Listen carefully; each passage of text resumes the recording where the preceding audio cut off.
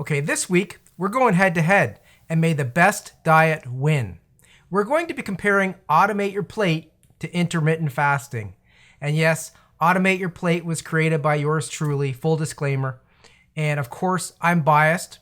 But as always, I promise to be honest and objective with you, as I've had experience with both eating approaches. And my main goal here is always to help you make the best decisions so you can win at your weight loss journey. Let's dive in.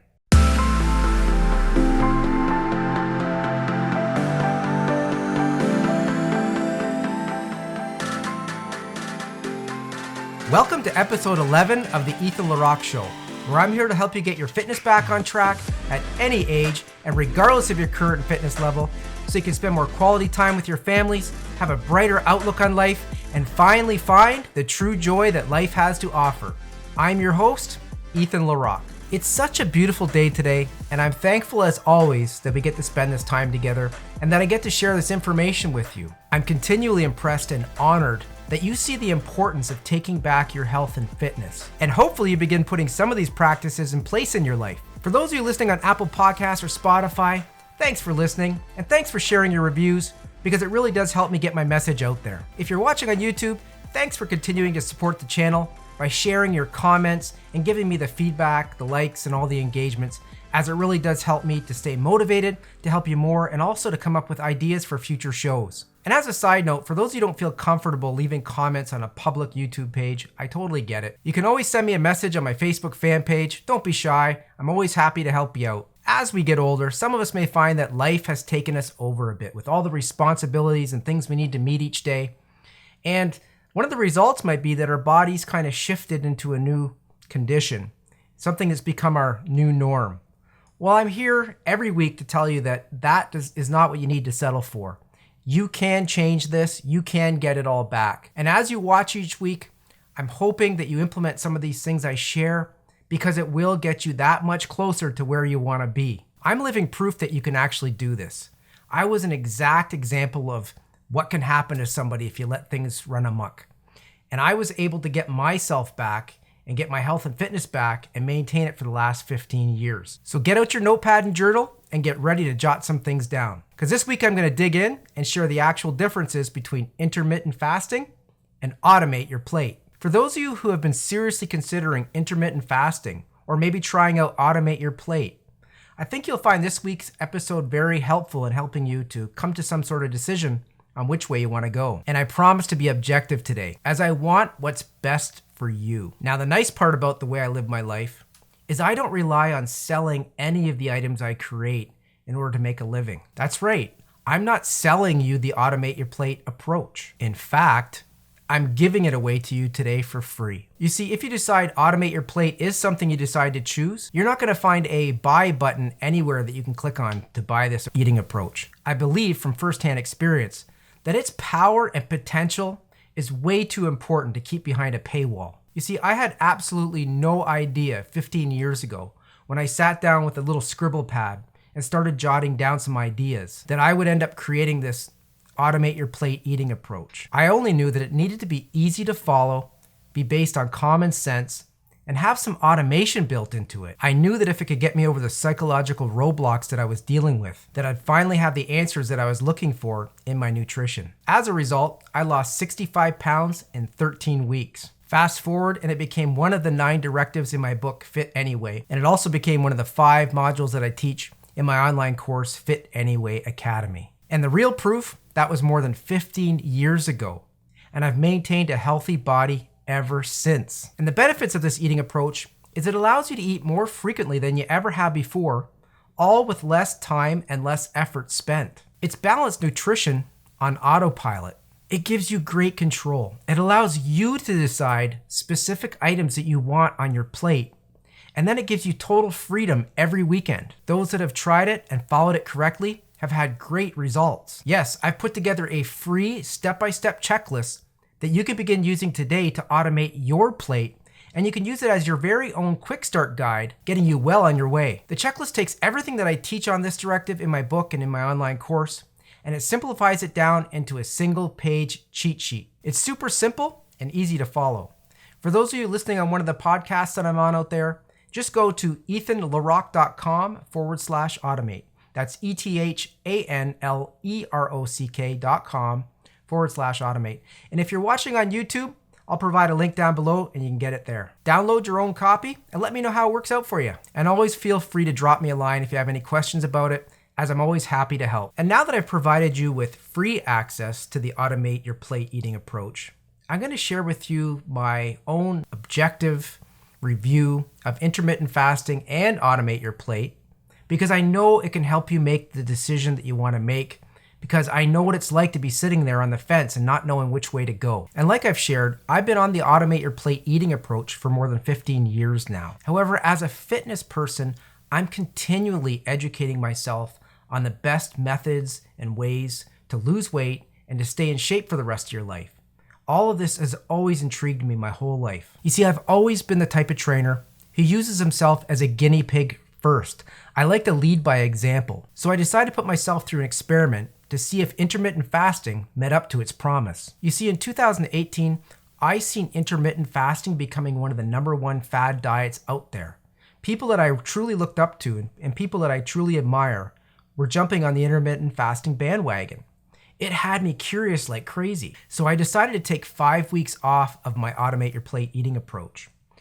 I did no dieting whatsoever. I decided to just eat normally like most people do. In fact, I ingested higher calorie foods so that I could gain some weight quickly. This allowed me to pack on a few pounds and prepared me for the experiment I was about to perform on myself. I remember it being an extremely exciting experience.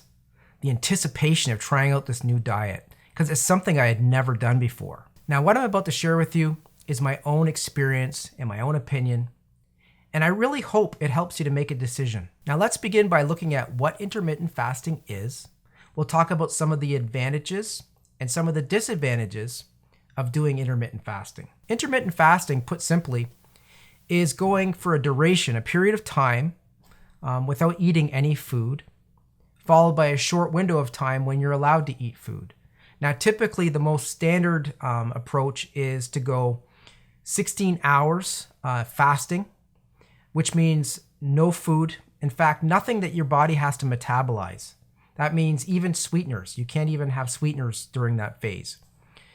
So you go for this period of time without food. You're allowed to drink black coffee, typically, black tea, typically, water, of course.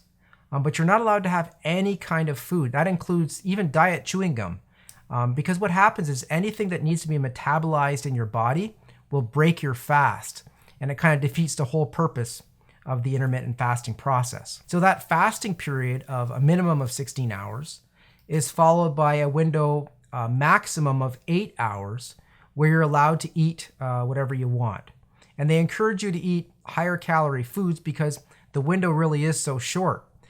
The cool thing about it is they do allow some flexibility in that it doesn't have to be 16 hours. It can be anywhere between 16 and up to 20 hours even if you want. Some people actually even go farther. They'll go 22 hours. Now, the touted advantages are impressive. The #1 advantage is that while you're fasting, you burn up your sugar stores quickly, and then your body's left having to tap into your fat stores. So it encourages fat loss. #2, the obvious thing, because your eating window is so short, you have less time to ingest any calories. The caloric deficit promotes weight loss, decreases body fat, and causes positive changes in our metabolism via its effects on our hormones. #3, now many people claim that it increases the neurogenesis in our brain, resulting in improved mood, focus, and memory. #4, it may help control some diseases. It lowers blood pressure, lowers blood cholesterol, and may help control diabetes. And #5, it might even increase our sleep time, lowering blood sugar and lowering inflammation in the process. And there are some known disadvantages as well. The #1 disadvantage is on our psychology, right? Whenever you have to stick to a regimented diet for a period of time and starving yourself, now that's a challenge for a period of 16 hours or greater.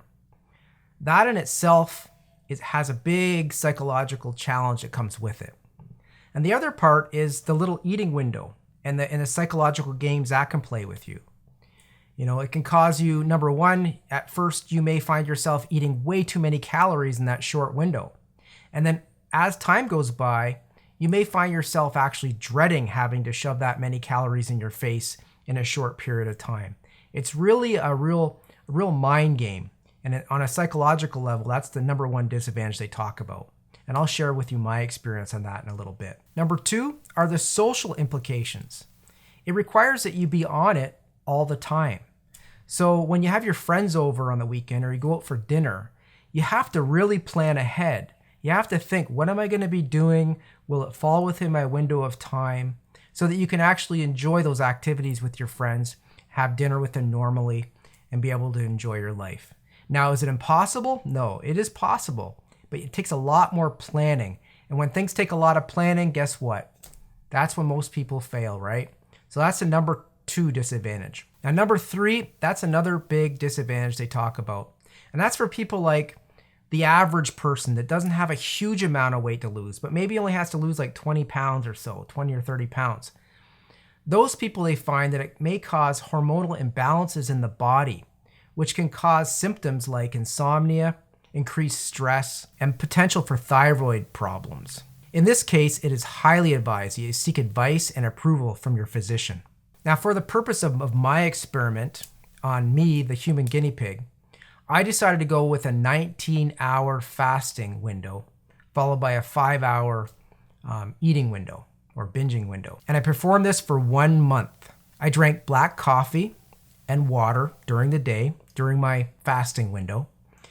And I found the whole process rather uncomfortable, to be honest with you, especially during the beginning. Now, most of my battles were psychological, to be honest with you, but it was a very uncomfortable process for me to go through. And to be honest with you, it wasn't severe hunger that I was dealing with during the fasting periods that was my biggest problem. It was more of what I'd call a empty feeling. So I'd found myself drinking more coffee, to help make up for that, and probably to defeat some boredom that I was having with the diet. And I also found myself drinking a lot more water in order to fill my stomach and send a message to my brain that, yeah, you're full. Now, during the eating window, I also had some challenges. I was going back and forth with a problem. One was getting used to putting all these bad calories in my mouth. I really had a challenge with that mentally, based on what I knew to be right. But I was trying to be very open-minded about it. So I did have some struggles at the beginning, trying to get it just right. I was finding that I was gravitating towards healthy foods, and what would happen is my energy levels would just go in the toilet. So my advice to you is, if you do try intermittent fasting, is don't try to eat like you would normally. Don't try to eat a healthy, balanced diet with low fat, and lower portions of everything, because you just won't have the energy levels to get through your day. In that little short window of time, you're eating all your calories for the entire day. So you do really need to eat some higher calorie foods. So I had battles with that back and forth where I wasn't getting enough calories in, and I was getting really lightheaded and dizzy. And then I started eating too much of the junk, and I was starting to feel sick from all the sugars and the high calories that came with it. Now, I'll share with you my actual results that I had during the intermittent fasting test that I did on myself. Number 1, in the first week, I lost 4 pounds. That's right, 4 pounds. In week number 2, I lost 3 pounds. So I figure I was doing pretty good. In week number 3, I lost 1 pound, which is still great. I didn't gain weight. And on the 4th week, I maintained my body weight. I didn't lose any weight, but I didn't gain any weight either. So all in all, during that 4-week period, I lost 8 pounds. That's pretty darn impressive, actually, when you write it down on paper. But on the mental side of things, I really kind of was let down, to be honest with you. I was really hoping to feel this heightened sense of mood, right? Feeling better about everything, being super sharp and able to make decisions better. It just wasn't the case for me. I found myself most times feeling kind of foggy. At some points during the 4-week period, I felt myself kind of going low for no reason whatsoever. I felt kind of down. And I think it was just it all related to this empty feeling that I had. I can't explain it. You have to go through it and you have to try it. And like I said, other people haven't experienced these types of things. This is just my experience and what I went through. So I encourage you to, make your own decisions research intermittent fasting, see if it's something that would fit in your lifestyle and the way you want to live. And if you really think it is something that could benefit you, give her a try. That's the only way you can find out with anything. Like, I'm the Automate Your Plate guy, and I tried it out. I was curious. I had to find out for myself. And I'm happy that I did. It was a good experience for me. It gave me some relief. It gave me some closure on that thought that I had that was itching at me. Should I try that thing out? Does it work? And now I know. I know the pros and I know the cons, and I don't have to read it on the internet. I know for myself. Now, Automate Your Plate, in simple terms, is a common sense eating approach for the everyday, hardworking, busy person to follow. It was intentionally designed to be easy to follow. It allows us to choose from a vast variety of items that we can put on our plate based on some ridiculously easy criteria. Now, Automate Your Plate is one of the 9 directives in my book, and in itself, it has 9 easy steps that you can follow. The difference about Automate Your Plate is it's based on both psychology and biology, but it places psychology first. The one thing that I did learn that second time that I became obese, and I was able to change it all around, is that psychology wins over biology any day. In other words, we need to address our psychology first, or the biology doesn't matter. A simple analogy would be like when you fly in an airplane, and they say when the cabin pressure drops that these oxygen masks will lower from the ceiling. And what do they tell you to do? Do they tell you to take the mask and put it on your child? Or do they tell you to put the mask on yourself first, right? They tell you to put the mask on yourself first so that you can be there to take care of the child, so that you don't pass out with this child sitting here with a mask on that you can't help. Well, it's the same thing with biology and psychology. If you just address the biology, if you just look at the nutrition, right, and what it's going to do scientifically to your body, but you ignore human nature and all the roadblocks that we create for ourselves, and you don't put anything in place to help that, well then you don't really have much of a chance. That's what I discovered in my life. I knew exactly what to eat. I knew what was nutritious. I knew how much sleep to get. I knew how much exercise to get. I knew which exercises to do for what. I knew what supplements to take. But guess what? I became obese not only once, but twice. That was a real eye-opener for me. And that's what started this whole thing. And little did I know 15 years ago, I'm sitting down scribbling these ideas on this little pad, that it would become a book and it would become a method that people could follow. But it did. So I'll get into the 9 steps. Never count calories. In the book I call it, don't count yourself out. And what it means is just that. I urge people not to count calories. And it's based on psychology again. We don't need to count every calorie that goes in our mouth in order to benefit from eating right. We don't have to be kinesiologists. We don't have to be someone who knows everything about nutrition. We just need to eat with a little common sense. And we do not need to be counting every calorie. So that's the number 1 thing that I asked for. That's step number 1. And number 2, I increased the frequency that you eat. I know that sounds kind of strange based on everything we're taught with nutrition, but I actually increased the frequency of times in the day that you eat. So you're eating about every 2.5 hours. And number 3, the way that all works is portion control. The sizes, the portions that you're eating while you're eating are smaller. They're about the size of your fist, okay? You might want to write this down. They're the size of your fist. So that's number 3. You're eating a smaller portion, but you're eating more frequently, every 2.5 hours. The next thing is, of that fist size, you want to have about a palm size. So this is real simple, right? A palm size of protein. Then what you want is a palm size of low glycemic carbohydrate. And if you need to know what that is, you can Google it online. But basically what I do is I eat like brown rice, the slow cook kind, takes like 40 minutes to cook. Avoid instant rice. That stuff is terrible for you. Or sweet potatoes is another great low glycemic carb, but there are other ones out there too. And getting back to the protein, again, you got this palm size of protein. It can be any protein you want. It can be fish. It can be chicken. It can be hamburger. It can be meatloaf. It can be tofu. It can be any kind of meal replacement food for people that don't like eating meat. Some sort of protein, but it's got to be about a palm size, right? So we got a palm size of that, a palm size of carbohydrate, and the third thing, all the veggies you want to eat. Okay, so whatever amount of veggies you can fit in your dish, it's up to you. I am yet to meet somebody who has become fat or overweight from eating too many vegetables. And the other fourth thing that I didn't talk about is fats. The reason I don't talk about it and I don't really ask it to be put into the dish is because fats are in everything we eat anyhow. So of those things that you put in your dish, most of them will have some sort of fat attached to them. If you do want to add any kind of a healthy fat to your diet, I would suggest that you maybe use coconut oil, avocados, or olive oil. Those are all healthy fats you can kind of spray or put on your dish to make it taste a little bit better and also benefit from it on a macro level. Now, number 5 is hydration.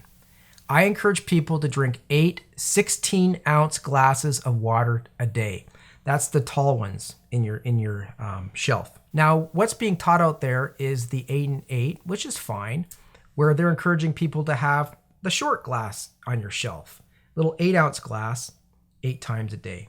But I find that's not quite enough for what we really need to get. Water is an essential and immensely important thing that we should be ingesting as much as we can in the day. And I found personally what I did is I upped my level to 16 ounces, 8 times a day, and it changed a lot of things. It improved my mood, it improved my energy levels, and you could just tell it made a huge difference in how I felt. Now, step number 6 is the first automation step, and that is cook all your meals on one day. So you pick one of the days in your week, and I pick Sunday because that's usually my free and easy day. And I spend an hour and a half maximum cooking my meals. So I cook all my meals for the week, and it's roughly 30 meals. If you're eating 5 meals a day times 5 days, that's 25, and I have another 5 extra that I make just in case I need a few on the weekend or I decide to do a little bit more or whatever.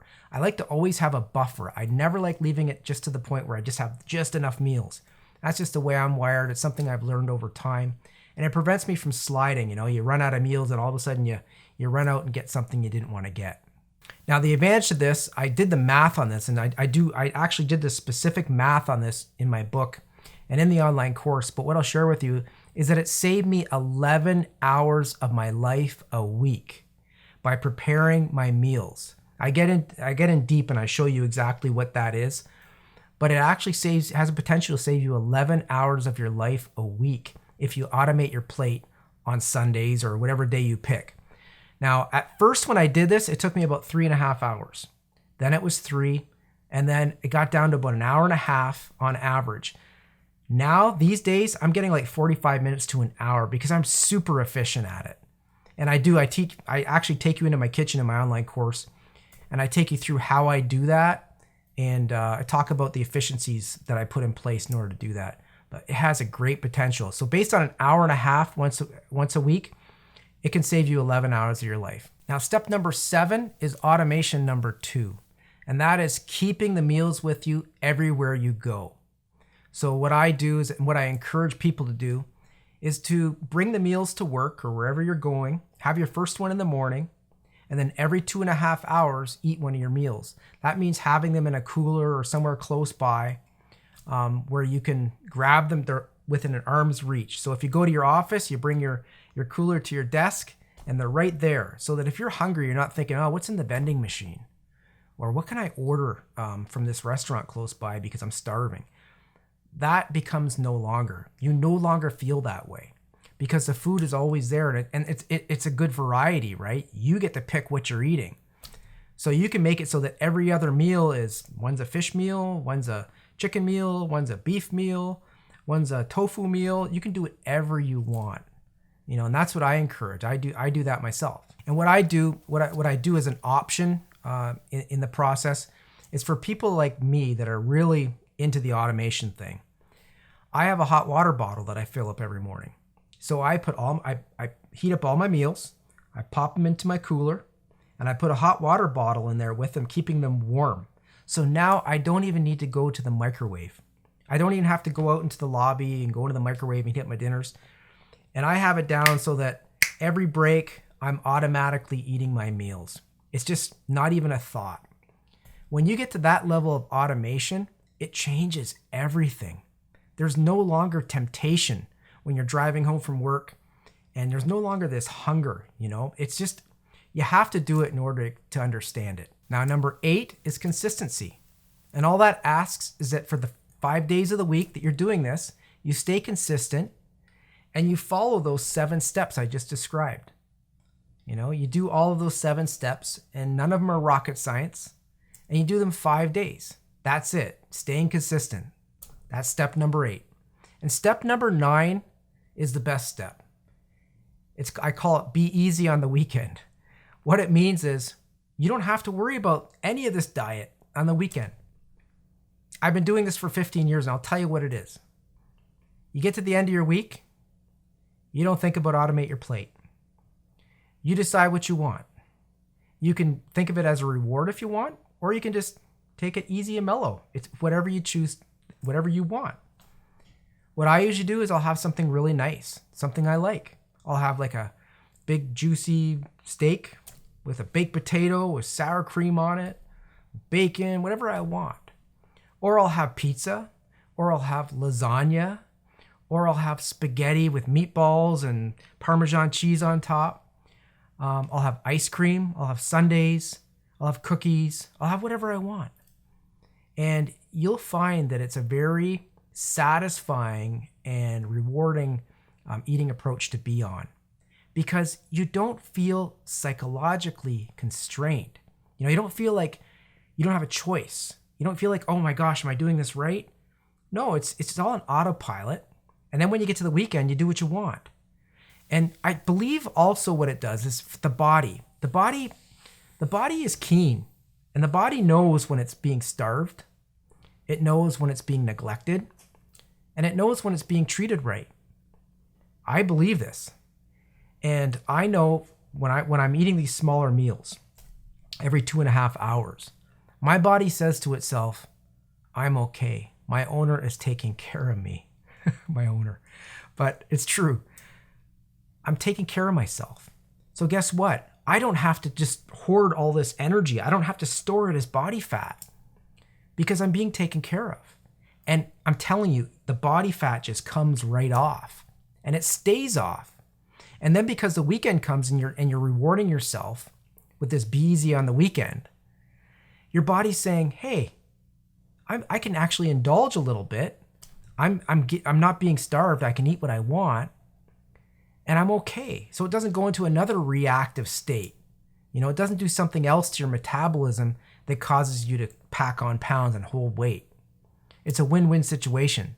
So on a biological level, I've addressed all these things by it being nutritious and balanced, and it encourages so many different things when your nutrition is balanced. Proper delivery of nutrients to the cells, hormone balances, all those things. It encourages that. And it doesn't wreak havoc on our systems. Okay, I'll get off my soapbox and I'll talk about some of the touted advantages of the automate your plate eating approach. Number 1, obviously, that I keep talking about is the psychological advantage. It's the opposite to what I just talked about with intermittent fasting, which is a number 1 disadvantage. The psychological advantage is the number 1 advantage for the automate your plate because it allows us to stick to it for the long term. Number 2, it's easy to follow. How much easier can it be? Cook all your meals on one day, store them, bring them out in the morning, pop them in a cooler, heat them up, pop them in a cooler, eat consistently every 2.5 hours, and then on the weekend, do whatever you want. Like, how much easier can it be? On a psychological level, it's just crazy easy and super simple to follow. Number 3, it has built-in freedoms.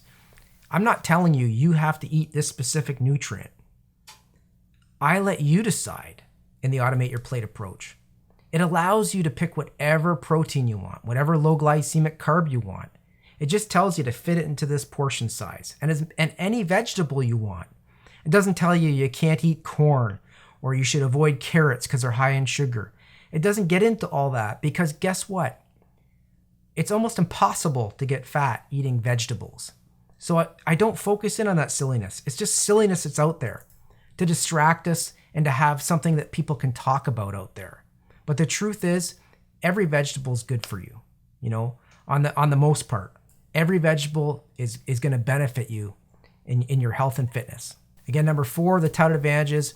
It has a potential to save you 11 hours of your life every week.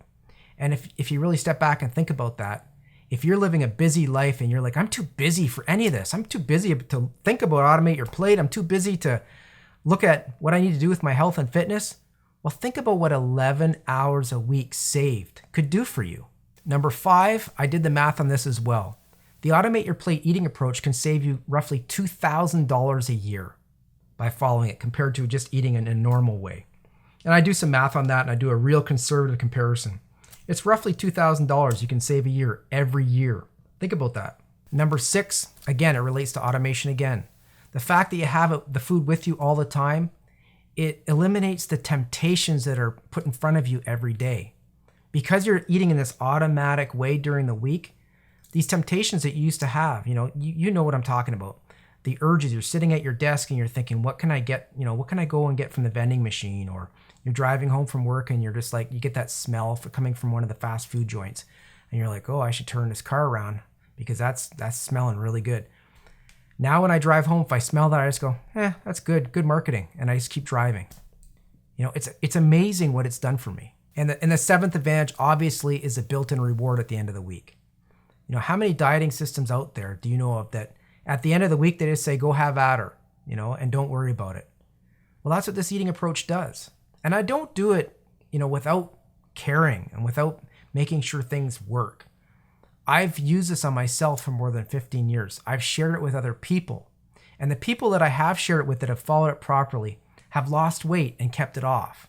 It allows you to have a normal social life on the weekend. Your friends call you up and say, hey, let's go out for dinner, or we're going to come over and play cards. You don't have to worry about, does it fit into this time window of when I'm allowed to eat? And will I be able to drink alcohol? And oh yeah, I can't do that. There's no thought to it. You just say it's a weekend and I can do what I want. And you have a fun, relaxing time with your friends. Okay, so now we're going to look at some perceived disadvantages of automate your plate. And I promised you at the beginning of this thing that I'd be fair and unbiased, and I really am going to be. I'm going to share with you some disadvantages of automate your plate. I'm going to be honest with you. So the number 1 disadvantage to automate your plate is getting started, truthfully. Like anything you do in life, when you have to make a change, so you're changing from your current eating approach to automate your plate, it's going to be a hurdle. You need to change some habits. You need to change some things around. You need to take time in your day on the weekend or whenever you decide to cook your meals. You need to go out and buy a few containers that you can store the meals in, okay? It's just getting started is the hardest part, I would say. The biggest disadvantage to automate your plate. Number 2, for some of you, could be storage. It requires that you store about 30 containers, 30 little containers about this size in your freezer. So if you have a couple freezers like I do, it's no big deal. In an average fridge in the top portion of your freezer, basically you can store, I believe it's 4 and 4, so 8, and then another 8, so that's 16. So if you don't have a whole lot of food in your freezer, you can store all your meals in there very easily. Now, if that is not the case, it is a disadvantage because you don't have storage for these frozen dinners. So there's 2 ways around that. Number 1 is you could automate your plate instead of once a week, twice a week. Now, personally, I encourage you not to do that if you can avoid it and if you can find the storage space in your freezer, because there really is a huge benefit to just doing it once a week and having it all done. It's the time savings. That's the big advantage. If you're not worried about time savings, so instead of saving 11 hours a week, you got about 5.5 hours a week you're going to save. But still, that's a lot of time that you could be saving if you just do it once. So the way around it is to cook. You can do it twice a week. The other way is to store a few of the containers that don't fit in your freezer in your fridge. And at the beginning of the week when you go to take them to work, just take the ones in your fridge first. And that way you have plenty of room to store your food. You won't upset your spouse. They can still store some of their stuff in the freezer they want. And that's a way around that disadvantage. The third big one, the perception that can be a disadvantage is breakfast. Breakfast is the one thing I'm always asked about. I get it, Ethan. I get the portion control. I get how much protein, carbs. I understand how much vegetables I can eat, the water, the whole bit. What I don't get is breakfast. Do I eat this stuff for breakfast? That's a question I always get. Because in our mindset, the way we've been trained, we're trained to eat eggs, toast, bacon, oatmeal, bagels with cream cheese, croissants. We are taught that those are all breakfast foods. And many of us, that's our habit. In the morning, we have our little snack. Cereal's another one. And it's really just that. It's training. It's the way we've been trained in our culture. That breakfast is a different meal from all the other meals. Well, I didn't have any problems with that when I began automating my plate. And I explain that to people. It takes you one day of automating your plate in the morning, having your first meal, your very first meal, and automate your plate to understand what I'm talking about. Every day, I look forward to my first automate your plate meal. I don't miss my bowl of oatmeal with brown sugar on it, or my eggs over easy with my toast, or any of that stuff. I don't miss any of it. It was all just kind of training. It was a way it's just a habit. That's all it was. And the meals that I make are balanced and they're nutritious. And I cook them in a certain way that they're delicious, with certain spices. So I look forward to those in the morning. So the number 4 disadvantage, the perceived disadvantage to automate your plate, is the fact that I encourage you to drink so much water. I encourage you to drink 8 16-ounce glasses of water every day. So the question I get is, won't that make me urinate a lot? And my answer is yes, it will make you urinate more than you do currently. Now, I don't know if you know this or not, but the way we lose fat in our body, there's 2 ways. One is through breath. When we're breathing hard and we're doing things that exert ourselves, the fat dissipates into the air. The other way, the main way, is through water. That means there's 2 ways we get rid of water, right? Sweating and urination. When we urinate and when we sweat, we're actually getting rid of fat and we're getting rid of toxins out of our body. So yes, drinking more water will make you go to the bathroom more. You just need to be, smart about it, right? Hopefully you have a place where you work where you can get to a bathroom quickly and go to the bathroom. And after a while, it just becomes a normal thing. But at first, it can feel quite strange. So yes, that could be perceived as a disadvantage. I personally see it as an advantage, or I wouldn't be telling you to do it. Now, just like intermittent fasting, I'm going to talk about the results. The results that I personally experienced doing Automate Your Plate that I created on myself is I lost 65 pounds, and I did it in 13 weeks and over the long term. So I did a 15-year experiment on myself, plus, and continuing with Automate Your Plate. And honestly, it's not an experiment. It's just a lifestyle. It's an easy way to live, an easy way to eat.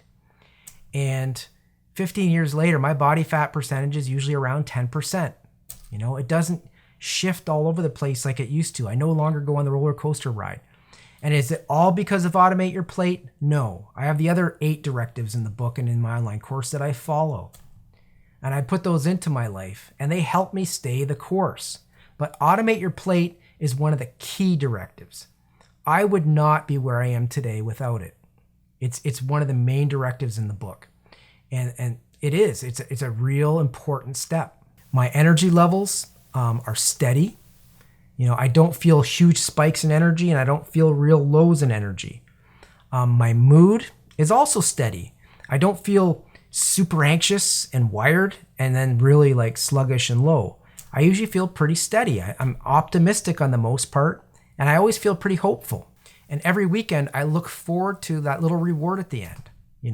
It's not like I've been challenging myself all week and I have to have this reward on the weekend.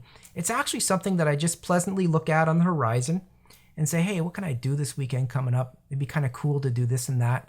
And the great part about it is I can actually do it. I can celebrate on the weekend. I can have what I want. And I don't gain a bunch of weight from it.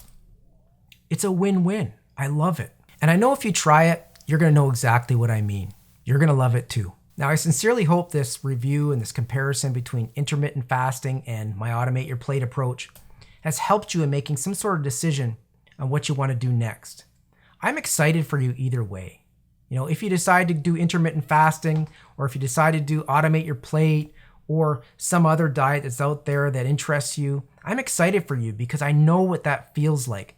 I know what that I'm going to make a change in my life feels like. And I am. I'm happy for you. And if you do decide to follow the Automate Your Plate approach, for example, make sure you follow each of the steps I've described, each of those 9 little baby steps in the process. Because if you skip any of them, it can have a big impact on the effectiveness of Automate Your Plate. And again, as I shared earlier, if you do want to try out the Automate Your Plate approach, I did put together a free step-by-step checklist that you can follow.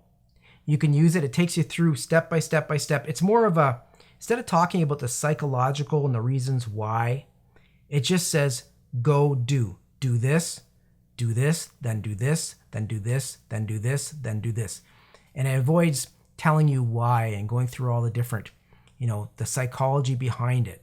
It just steps you through the entire process. So you can begin using it today to begin losing weight and automating your plate. You can grab it by going to ethanlerock.com/automate, and you can download it there. And if you're on YouTube and you're watching this, you can click on the link that I provided down below and you can get it there. And before we go, please let me know if you've tried out intermittent fasting and maybe if you've had a bad experience or a good experience.